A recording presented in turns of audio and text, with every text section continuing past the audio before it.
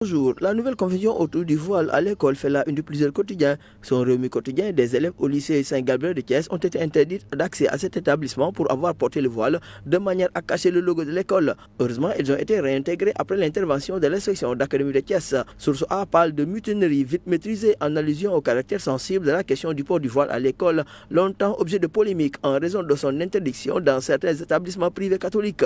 La bombe désamorcée, lit-on à la une de Témoin quotidien, presque soulagée par la tenue des événements au collège Saint-Gabriel. Il reste que l'exclusion temporaire de ces élèves voilés du collège Saint-Gabriel a provoqué un vif émoi au sein de la communauté éducative et des parents d'élèves.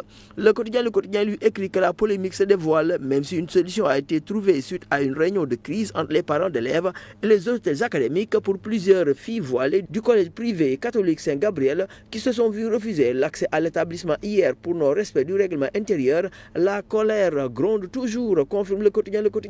Le quotidien revient par ailleurs sur l'annonce d'une grève projetée par les travailleurs du secteur de l'aéronautique.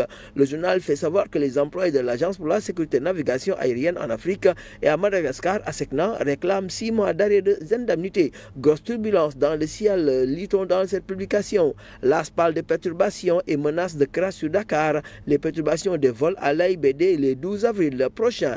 Autre publication, c'est dans Libération qui fait état de l'immigration clandestine et révélations accablantes de l'enquête. Le maire Lassana Sarr est soupçonné d'avoir supervisé personnellement le départ de 241 migrants interceptés au large de Bassar. Vox Populi, lui, fait état de 433 candidats à l'immigration clandestine interceptés du 14 au 17 mars 2025.